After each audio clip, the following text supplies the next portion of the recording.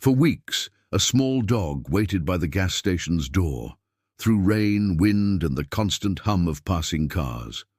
No one knew who left him there.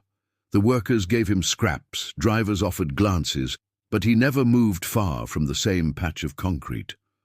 One afternoon, a family stopped for gas, and their little girl, Lily, saw him. She knelt beside the old fuel pump, whispering something only he could hear. When her parents tried to leave, she clung to the car door, tears running down her cheeks. He's waiting for someone who's never coming back. That moment changed everything. Love, once lost, found its way again through the heart of a child and a dog who had never stopped believing. There are places in America where time seems to fold into itself, not because anything magical happens there, but because nothing does. The Sunoco station off Route 29, just outside of Charlottesville, Virginia, was one of those places. It sat at the edge of town, where the highway stretched into farmland, where the Blue Ridge Mountains rose like silent guardians in the distance, and where the rhythm of life was measured in the hum of 18-wheelers and the ding of the fuel pump bell. It was late summer when the dog first appeared. No one saw him arrive. One morning, he was simply there.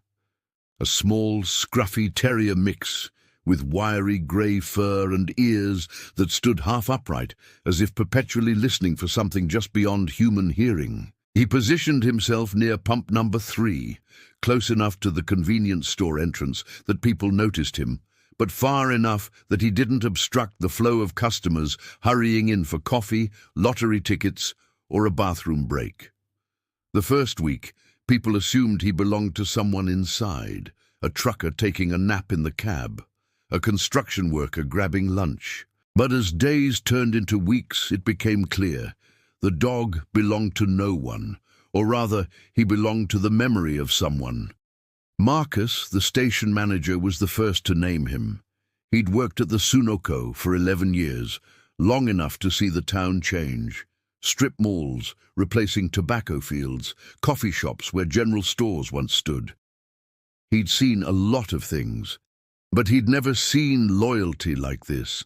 Shadow, Marcus called him because the dog moved like one, quiet, watchful, always present but never intrusive. Shadow didn't beg. He didn't bark at customers or chase cars.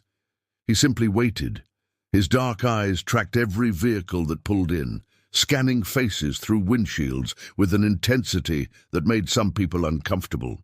When someone approached, he would stand, tail low but hopeful, and take a few cautious steps forward. If the person wasn't who he was looking for, Shadow would retreat to his spot by the pump, lower himself onto the warm concrete, and resume his vigil. The workers began leaving food. First it was Marcus, half a breakfast sandwich left on a paper plate near the air pump. Then Diane, who worked the morning shift, started bringing kibble from home. By the third week, Shadow had become a fixture, as much a part of the station as the faded Sunoco sign and the bell that chimed whenever the door opened. Customers asked about him. Where did he come from? Who left him here? But no one had answers. There were theories, of course. Maybe his owner had a heart attack at the wheel and was rushed to the hospital. Maybe someone abandoned him during a cross-country move. Maybe he'd jumped from a truck and gotten lost. But theories didn't explain the way Shadow waited, not with the frantic energy of a lost pet, but with the patient certainty of someone keeping a promise. Rain came in late August, the kind of summer storm that turns the Virginia sky pewter and sends sheets of water across the pavement. Most dogs would have sought shelter under the overhang or behind the dumpster, but Shadow stayed by his post. He sat upright, water streaming off his matted fur, eyes fixed on the road as headlights blurred through the downpour. Marcus watched from inside, coffee growing cold in his hand. There was something unbearable about it, the faithfulness, the refusal to accept what seemed obvious to everyone else. Whoever Shadow was waiting for wasn't coming back. Someone should take him to a shelter, Diane said one morning, voice soft with pity. He can't live like this.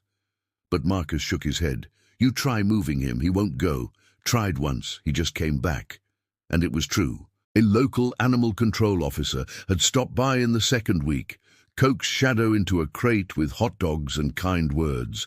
But within hours, Shadow was back at Pump 3, looking thinner and more determined than before.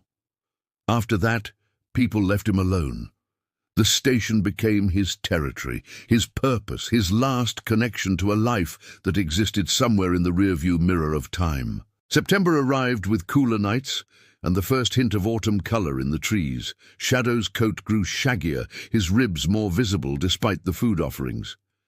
But his eyes never lost their sharpness, and his routine never wavered. Every car, every truck, every motorcycle that pulled into the station received the same examination. A hopeful rise, a few steps forward, a slow retreat. People began to recognize him from social media. Someone had posted a photo, "The dog who won't give up," and it spread the way stories do in small-town America, passed from screen to screen with a mixture of heartbreak and admiration. Strangers drove out of their way to see him, to leave treats, to snap pictures. Some cried, others stood in silence, confronted by a kind of devotion that felt both beautiful and unbearable. But Shadow paid no attention to the attention. He was waiting for one person, and one person only. The station settled into a new normal. Shadow became part of the landscape, as expected as the morning sun hitting the gas pumps or the afternoon rush of parents driving home from school pickups. Marcus checked on him every shift, making sure there was water in the bowl by the side door, kibble in the chipped ceramic dish. Diane started keeping a blanket in her car, draping it over the bench near the entrance on cold nights. "You think he dreams about them?" Diane asked one evening as they locked up. Marcus looked out at Shadow, curled in his usual spot, nose tucked under his tail. "I think he doesn't need to. I think he sees them every time a car pulls in." And perhaps that was the cruelest part.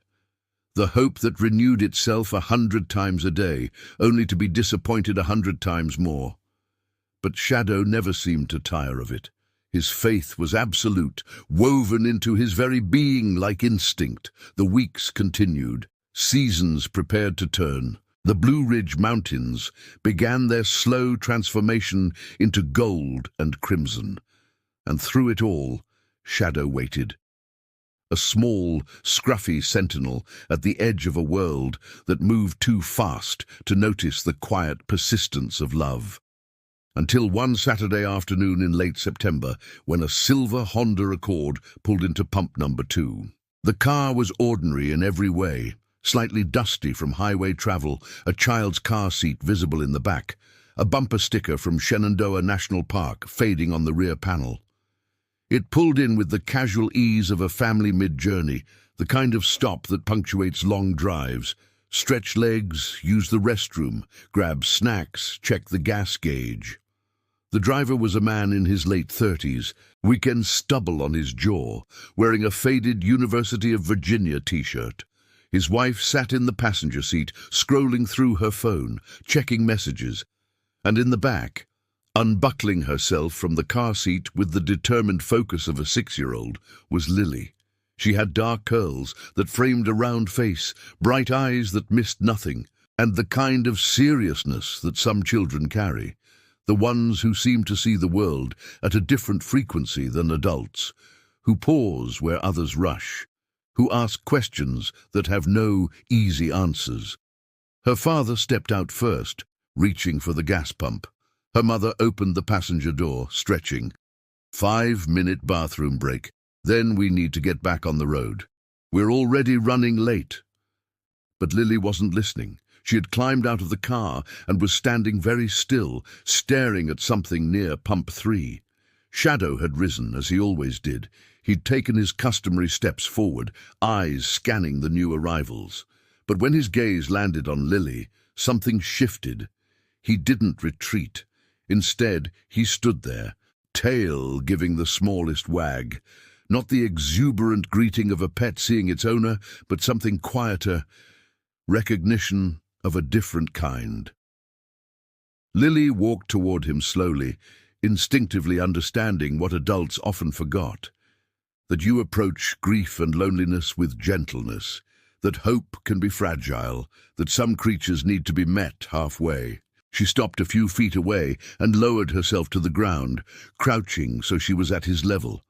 Shadow watched her, head tilted, that eternal question in his eyes. "Are you the one?" "Hey, buddy," Lily whispered, extending her hand palm down, letting him catch her scent. "What are you doing here all by yourself?" Shadow moved closer, nose twitching, taking in the smell of apple juice and crayons and something else. The particular warmth that children carry, unmarked by the hardness of adult life. He didn't lick her hand or jump or bark. He simply stood there, allowing her presence. "Lily, come on," her mother called from near the convenience store entrance. "We don't have time for this." But Lily didn't move. She was studying Shadow with an intensity that matched his own, reading something in his posture, his eyes, his stillness. Her small fingers reached out and touched the top of his head, gentle as a blessing. "You're waiting for someone," she said quietly. It wasn't a question. Her father finished pumping gas and walked over, noticing his daughter hadn't moved. "Lily, we need to go. That dog probably belongs to someone here." "No," Lily said, voice small but certain. "He doesn't belong to anyone. He's waiting." Her father glanced at Shadow, then at Marcus, who'd stepped outside for a cigarette. "That your dog?" Marcus shook his head. "Nope. Been here about a month now. Just showed up one day. Won't leave." "Abandoned?" Lily's mother had joined them, looking at Shadow with the clinical assessment of someone mentally calculating risks, fleas, rabies, vet bills. "We don't know," Marcus said. "But he's friendly, gentle, just waiting for something." Lily's hand rested on Shadow's back now, feeling the knobs of his spine through the matted fur. "He's waiting for someone who's never coming back," she said. And there was such sadness in her voice that the adults fell silent. Her mother crouched beside her. "Sweetie, we can't take every stray dog we see. He's probably fine here. The people at the station are taking care of him." "But they're not his people," Lily said, looking up with tears beginning to form. "He wants his people." The father checked his watch, clearly calculating time against compassion. They had a birthday party to get to. His sister's 40th, 2 hours away in Richmond. They were already running behind. The car was packed with presents and a homemade cake carefully balanced in the trunk. "Lily, I know you want to help, but—" "He's been here a whole month," Lily interrupted, standing now, her small frame somehow commanding attention. "A whole month waiting in the rain and the heat, and nobody came. What if nobody ever comes?" It was the kind of question that children ask without understanding how it cuts, the way it strips away the comfortable distance adults maintain from suffering. What if nobody ever comes? What if love, no matter how faithful, goes unanswered? What if waiting is all there is? Her parents exchanged a look, that silent spousal communication that happens in seconds, containing entire arguments, compromises, surrenders. The father sighed. The mother closed her eyes briefly, already mentally rearranging their afternoon, their life, their carefully ordered world that was about to include one small, scruffy dog. "We can call animal control." And the father tried. "They'll take him to a shelter where he can be adopted." "He already ran away from them," Marcus interjected, crushing out his cigarette. "Came right back here. This is where he wants to be." "Then he can stay here," the mother said. But her voice lacked conviction. She was looking at her daughter, at the way Lily's hand rested protectively on Shadow's head, at the tears now streaming down her daughter's cheeks. "Please," Lily whispered, "please, we can't leave him. He's been waiting so long and nobody came, and he's so tired and so sad and—" She didn't finish. Her voice broke into sobs, the kind of crying that comes from a place deeper than childhood disappointment, a grief for all the abandoned things in the world, all the love that goes unreturned, all the faithful hearts that wait in vain. The mother looked at her husband. The husband looked at the dog. Shadow looked at Lily, and in his eyes was something that hadn't been there before. Not the question of, "Are you the one?" but the simpler, more desperate plea of, "Will you be enough?" The father ran a hand through his hair, already imagining the phone call to his sister, the explanation, the detour to a vet's office. "We're going to be so late." "I know," his wife said softly. "Your sister is going to kill us." "I know. We don't even know if he's healthy or trained or—" "I know." They stood there in the parking lot of a Sunoco station off Route 29, 3 adults and 1 child and 1 dog, while cars pulled in and out, while the world continued its indifferent turning, while everything and nothing changed at once.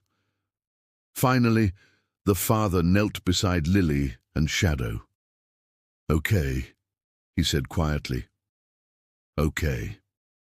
Lily threw her arms around her father's neck, then around Shadow's neck, then around both of them together, creating a tangle of love and relief and the beginning of something new. But when they tried to lead Shadow to the car, he wouldn't move. He pulled back toward Pump 3, toward his spot, his post, his purpose. "He doesn't understand," Lily said, wiping her eyes. "He thinks if he leaves, he'll miss them." And perhaps that was the final unbearable truth of it, that taking Shadow meant asking him to give up his vigil, to abandon the one thing that had defined his existence for these long weeks, to accept that whoever he was waiting for was truly, finally, never coming back. The father looked at Marcus. "You said he's been here a month." "About that. Maybe 5 weeks now. And nobody's called? Nobody's looking for him?" Marcus shook his head slowly. "We put up flyers, posted online. Nothing. If someone's looking, they're not looking here." The mother knelt beside Shadow, speaking softly, as if to herself or to the universe or to whoever had left this small creature behind. "Whoever you were waiting for, I think they'd want you to be happy. I think they'd want you to go with someone who'll take care of you." Shadow didn't move, but his tail lowered, his body language shifting from vigilance to something closer to surrender. Not acceptance, not yet, but the first crack in a dam that had held for too long. Lily sat down on the concrete beside him, not pulling or coaxing, just being present. "We have a backyard," she told him, "and a porch where the sun comes through in the morning. And my room has a window where you can see the street, so you can still watch if you want. You don't have to stop watching. You just have to do it from somewhere safer, somewhere with people who love you." They sat there for 10 minutes, then 15. Cars came and went. The sun moved across the sky. And slowly, so slowly that no one could say when it happened, Shadow took a step toward the car. Then another. Then he allowed Lily's father to lift him gently, carefully, and place him in the back seat beside Lily's car seat. Marcus brought out the ceramic bowl and the blanket. "He'll want these," he said, voice rough. "Familiar things." The mother took them, nodding, not trusting herself to speak. As they prepared to leave, Shadow turned his head, looking back at pump number 3 one last time. His ears were forward, his body tense, and for a moment it seemed he might jump out, return to his post, resume the waiting that had become his identity. But then Lily's hand rested on his head again, and he turned back, settling onto the blanket, his body finally relaxing into something that wasn't vigilance. The Honda pulled out of the station, merging back onto Route 29, heading south toward Richmond and a birthday party they'd missed the start of, carrying 3 people and 1 small dog and the weight of a promise they hadn't meant to make but couldn't help but keep. Marcus stood in the parking lot, watching them disappear, and for the first time in weeks, pump number 3 stood empty. Just concrete and shadows and the ghost of devotion. Inside, Diane appeared at the door. "They take him?" Marcus nodded. "Think he'll be okay?" "I think he'll try," Marcus said. Sometimes that's all any of us can do. The drive to Richmond should have taken 2 hours. It took nearly 4. First, there was the stop at a veterinary urgent care clinic just outside Charlottesville, where a kind vet tech named Angela examined Shadow with practiced hands, while Lily sat in the plastic waiting room chair, swinging her legs, refusing to leave until she knew he was okay. The vet confirmed what they'd suspected. Shadow was undernourished, dehydrated and exhausted, but otherwise healthy. No chip, no collar, no identification. Estimated age between 3 and 5 years. Terrier mix, probably with some Schnauzer or Cairn. Vaccinations given, flea treatment applied, a small bag of prescription food provided. "He's been through something," the vet said quietly to Lily's parents. "Dogs don't wait like that without reason, that kind of loyalty. It's hardwired into something deeper than training." "Will he adjust?" the mother asked. The vet looked at Shadow, who stood on the examination table with his usual stillness, accepting the prodding and poking with patient resignation. "Hard to say. Some dogs adapt quickly once they feel safe. Others carry that grief a long time. Just be patient with him. He's lost something he can't name or understand. That's a particular kind of pain." In the car, Shadow lay on the blanket in the back seat, not sleeping, but resting in a way he hadn't allowed himself to in weeks. Lily watched him, counting his breaths, making sure he was real, that this wasn't a dream that would evaporate the way dreams do in the harsh light of morning. They arrived at the birthday party 3 hours late, with apologies and explanations, and a small, scruffy dog who drew more attention than the cake or presents. Lily's aunt, the birthday girl, took one look at Shadow and burst into tears. "I'm sorry," Lily's father said quickly. "We should have called ahead. If the dog is a problem—" But his sister was shaking her head, kneeling beside Shadow. No, it's just... God, he looks like a dog we had growing up. Remember Tucker? Same size, same wiry fur. Mom used to call him her Shadow." She wiped her eyes, laughing at herself. 40 years old, and crying over a dog I haven't thought about in decades. That night, in the guest room of the aunt's house, Lily lay on the fold-out couch with Shadow curled at her feet. Her parents had tried to keep him on the floor, on his blanket, in his own space, but the moment they turned out the lights, he'd whined, a sound so soft and broken that Lily had reached down and pulled him up beside her. "You're safe now," she whispered into his fur. "I promise you're safe." But Shadow didn't sleep. He stared at the door, at the shadows moving across unfamiliar walls, at the strange shapes of furniture in a strange room, in a strange house that smelled of other people's lives. His body was present, but his mind was still at pump number 3, still waiting, still hoping that maybe this was all a mistake, that maybe if he just got back there, the person he was waiting for would finally arrive. The next morning, they drove home to their split-level house in a quiet suburb of Charlottesville. Tree-lined streets and backyard swing sets, and the particular piece of middle-class American life.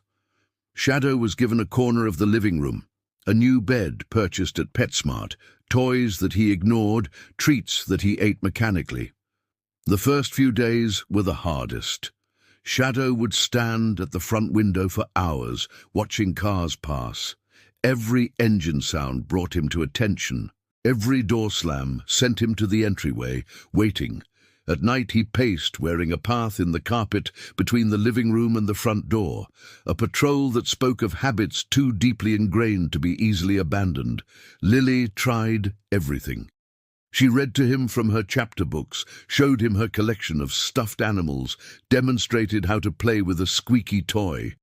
Shadow tolerated all of it, with the patient sadness of someone enduring kindness they don't quite believe they deserve.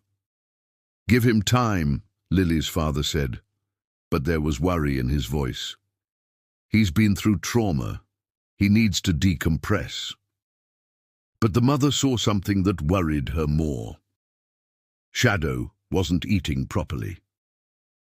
He'd take a few bites, then stop, as if waiting for permission that never came. He'd accept water, but seemed to forget to drink unless reminded. And every time someone left the house, he'd station himself by the door, waiting for hours until they returned. His disappointment palpable when it was only the family coming back, not whoever he was truly waiting for. A week passed. Then 2. Shadow existed in their home like a ghost, present but not quite living, going through the motions of being a pet without any of the joy that should accompany it. Lily's mother called the vet. "Is this normal? Should we be worried?" Some dogs with severe separation anxiety or abandonment trauma need more than just a good home, the vet explained. They need to learn to live again. It's almost like grief.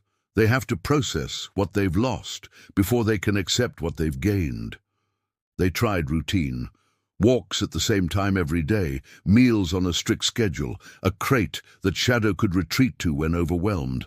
They tried ignoring him, giving him space to adjust without pressure. They tried showering him with attention, hoping affection could fill whatever void consumed him. Nothing seemed to reach him. Lily began to doubt. Late at night, she'd lie in bed and wonder if they'd made a terrible mistake. Had they kidnapped Shadow from the one place he wanted to be? Had they ripped him away from his purpose, leaving him adrift? Was love always the right answer? Or were there times when it was kinder to let something remain broken in its chosen place? "Maybe we should take him back," she said one evening, voice small and ashamed. Her father looked up from his laptop, surprised. "Back to the gas station." Lily nodded, tears threatening. "He's so sad here. What if he'd be happier waiting? What if we made it worse?" Her mother set down her coffee mug, moved to sit beside Lily on the couch. Honey, he was wasting away there, waiting for something that was never going to happen. That's not happiness. "But at least he had hope," Lily said. "Now he doesn't even have that." It was a child's wisdom cutting to the bone of an impossible situation. They had saved Shadow's life, but had they saved him? Or had they simply relocated his suffering to more comfortable surroundings? That night, as Lily lay in bed trying to sleep, she heard it. A sound from downstairs, barely audible. Whining, soft and rhythmic, the kind of sound an animal makes when it's given up on anyone hearing, but can't help but express its pain. She crept downstairs in her pajamas, careful on the creaky steps. The living room was dark, except for the streetlight glow through the window, and there was Shadow, lying in his bed, nose pressed to the floor, crying in his sleep. Lily lowered herself to the floor beside him, not touching, just being present. "I don't know how to help you," she whispered. "I don't know how to make you understand that you can stop waiting now. That it's okay to be sad, but also okay to be here. That whoever you're waiting for, I think they'd want you to be happy. Even if they couldn't come back. Even if they couldn't keep you. I think they'd want you to know you were loved. That you still are loved." Shadow's eyes opened, reflecting the streetlight. For a moment, they looked at each other. Girl and dog, both trying to understand loss, both carrying griefs too large for their bodies. And then, so quietly she almost missed it, Shadow's tail thumped once against the floor. Not a wag of joy or excitement, just acknowledgement. "I hear you. I'm here. I'm trying." It was the smallest possible thing, but it was something. Lily reached out and rested her hand on his side, feeling his heartbeat, steady and sure beneath the fur. "We can wait together," she said. "If you need to wait, we can do it here. You can watch the window as much as you want. You can hope as long as you need to. But you don't have to do it alone anymore, okay?" Shadow didn't respond, but he didn't pull away either. And when Lily finally fell asleep on the floor beside his bed, her hand still resting on his ribs, he didn't move. He stayed there, a small anchor in the dark, holding vigil over the girl who had refused to leave him behind. The next morning, Lily's father found them there, girl and dog curled together on the living room floor, backlit by early sun. He stood in the doorway for a long moment, phone in hand, trying to decide if this was something worth photographing or something too sacred to capture. In the end, he left them sleeping. Some moments don't need to be recorded. They just need to be allowed to exist, fragile and true, in the slow unfolding of time that turns strangers into family, wounds into scars, and waiting into something that might, someday, become peace. Autumn deepened its hold on Virginia. The Blue Ridge Mountains blazed with color, and in the suburb where Lily's family lived, trees released their leaves in golden showers, carpeting lawns and sidewalks. The air turned crisp, carrying the scent of wood smoke and the distant promise of winter. Shadow began to change, but so gradually that it was impossible to mark any single moment as transformation. There was no sudden healing, no dramatic breakthrough, just the slow accumulation of ordinary days, each one adding a small stone to the foundation of something that might eventually be called trust. It started with food.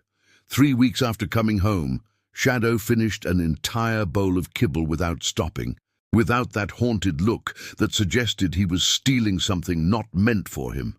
Lily's mother watched from the kitchen doorway, and when Shadow looked up, licking his chops, she had to turn away quickly to hide the tears. Then came the walks. At first, Shadow had pulled constantly toward home, anxious to return, to resume watching the window.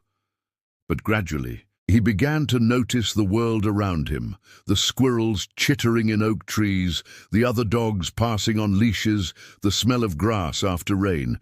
His steps became less hurried, his body less rigid. He started marking territory, that ancient canine declaration, "I am here, this place knows me." Lily established a routine that Shadow began to anticipate. Every day after school, she'd drop her backpack in the entryway, kick off her shoes, and sit on the floor. Shadow would approach, no longer tentative, and rest his head on her knee. She'd tell him about her day, the math test she aced, the argument with her friend Emma at recess, the book the teacher read aloud about a girl who could talk to animals. "I can't really talk to you," Lily would say, fingers working through the tangles in his fur, "but I think I can listen. I think maybe that's more important anyway." Shadow would close his eyes during these sessions, and something in his posture would soften, not surrender, but a kind of momentary peace, as if he was allowing himself to exist in the present instead of perpetually reaching toward a past that couldn't be recovered. The breakthrough, if it could be called that, came on a Saturday in mid-October. The family had driven to Carter Mountain Orchard for apple picking, that quintessential Virginia fall activity. They'd debated leaving Shadow home, but Lily had insisted, and so he came, riding in the back seat with his head out the window, ears flapping in the wind. The orchard sprawled across rolling hills. Rows of trees heavy with fruit, families wandering between them with bags and baskets. The air was alive with voices, laughter, the snap of apples being twisted free from branches. Shadow stayed close to Lily, overwhelmed by the sensory overload, but not panicked, cautious but present. They found a quiet spot beneath an ancient tree, spread a blanket, unpacked sandwiches and cider. Shadow lay beside Lily, watching a pair of children chase each other between the trees, their joy uncomplicated and contagious. And then, without warning or fanfare, Shadow stood, walked 3 paces to where an apple had fallen in the grass, sniffed it, and picked it up in his mouth. He brought it back to Lily and dropped it at her feet, then sat, looking at her expectantly. Did he just... Lily's father stared. Did he just play? Lily grabbed the apple and tossed it a few feet away. Shadow bounded after it, actually bounded, with something approaching enthusiasm, and brought it back. She threw it again. He fetched again, After the fourth throw, he returned but didn't drop the apple. Instead, he lay down with it between his paws and proceeded to gnaw on it, making a terrible crunching mess while Lily laughed and her parents exchanged astonished looks. He played, the mother said softly. He actually played. It was such a small thing, a dog fetching an apple, but it represented an enormous shift. The first genuine moment of joy Shadow had shown since leaving the gas station. The first indication that life could hold pleasures beyond vigilance and waiting. That night, back home, Shadow did something he'd never done before. He climbed onto the couch beside Lily's father, circled 3 times and curled up against his leg. The father froze, afraid to move and break the spell, while the mother grabbed her phone and snapped a picture that would become one of her favorites, her husband's face showing a mix of surprise and tenderness. Shadow's small body finally relaxed, finally allowing himself to be held. The weeks that followed brought more small miracles. Shadow learned to play with the squeaky bone Lily had bought him. He started greeting her parents at the door when they came home from work, not with frantic anxiety, but with a tail wag that seemed genuine. He discovered that he loved chasing leaves in the backyard, that he enjoyed the warmth of the heating vent in the living room, that he could sleep through the night without nightmares. But he never completely stopped watching. Every evening, as the sun set and headlights began appearing on the street, Shadow would take up his post by the front window. Not with the desperate intensity of those weeks at the gas station, but with a quieter kind of remembrance. He watched the way people visit graves, not expecting resurrection, but maintaining connection to what was lost. Lily understood this.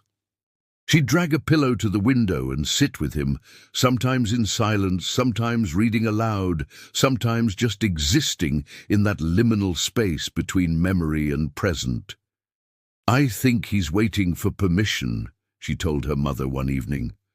Permission for what? To be happy without them, to move on without feeling like he's betraying whoever left him. Her mother looked at her daughter, marveling at the emotional intelligence that sometimes emerged in children, that ability to see straight to the heart of complicated things.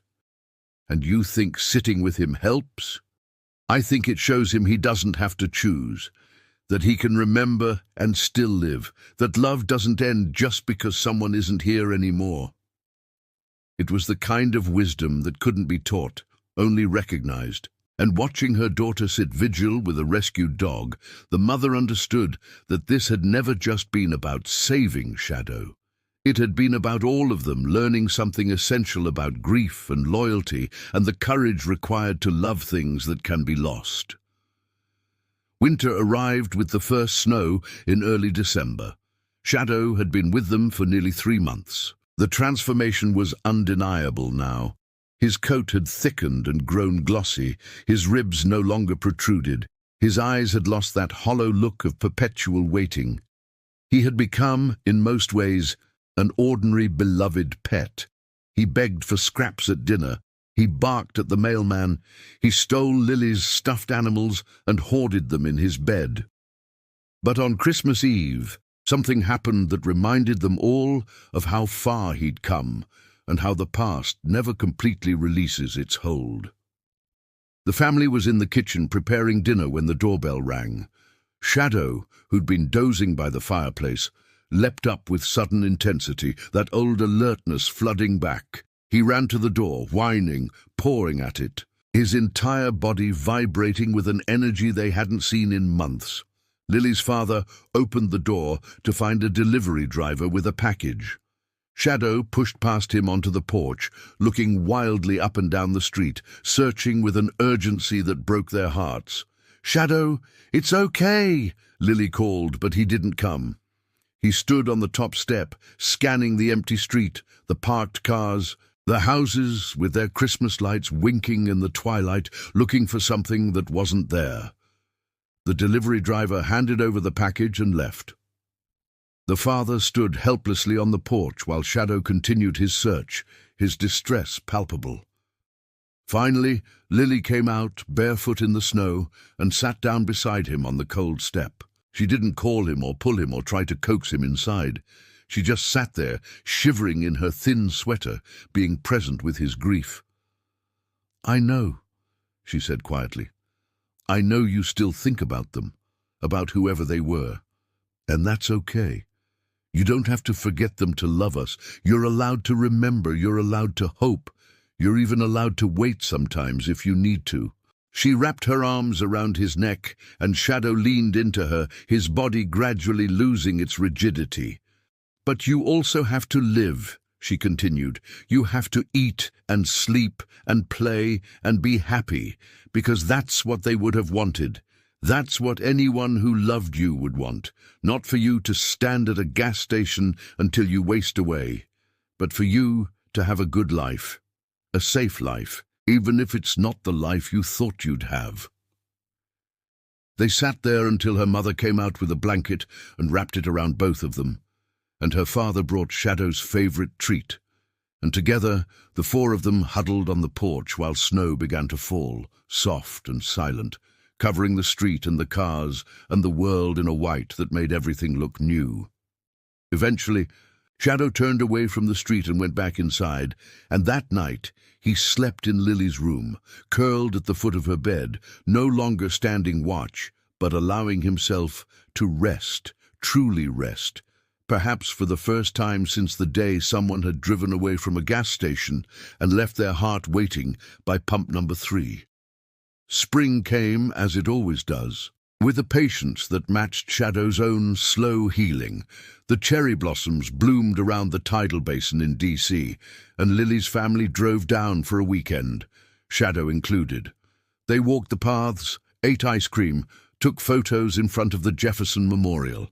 In one picture, the one that would eventually frame and hang in the living room, Lily is kneeling with her arms around Shadow, both of them looking at the camera. Shadow's tail is mid-wag, his mouth open in what looks remarkably like a smile. And in his eyes, there's something that wasn't there before, not the absence of loss, but the presence of something equally powerful: contentment, belonging, home. They never found out who Shadow had been waiting for. They never learned his original name or what had happened in that parking lot to leave him there alone. Some mysteries remain unsolved, not because answers don't exist, but because they exist in a place beyond reach. In the hearts of people who aren't here to tell their stories, in the moments that happen between moments, in the private territories of love and loss that can never be fully translated. What they did know was this: love, once offered, creates its own truth. That sometimes the person a heart waits for isn't the one who comes back, but the one who refuses to walk away. That healing isn't linear or logical, but rather a collection of small, brave decisions made every day to keep trying, keep hoping, keep allowing oneself to be seen. And they knew that on a warm evening in late September, at a Sunoco station off Route 29, just outside Charlottesville, Virginia, a little girl had stopped her parents' car, not because she knew what would happen, not because she had a plan or a solution, but simply because she couldn't bear to leave love waiting.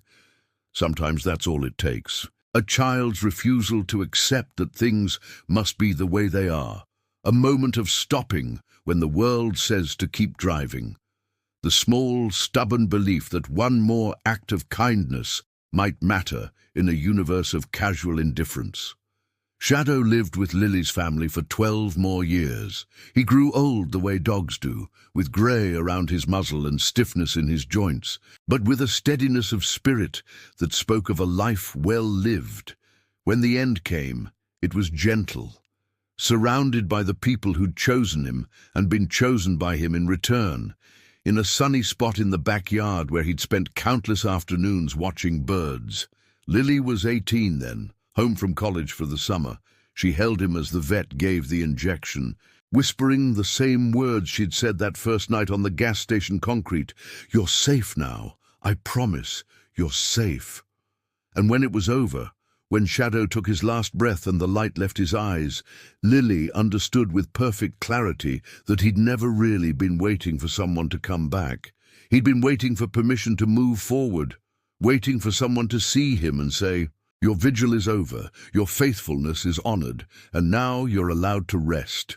If this story touched your heart, we'd be honored if you'd subscribe to Beyond the Instinct.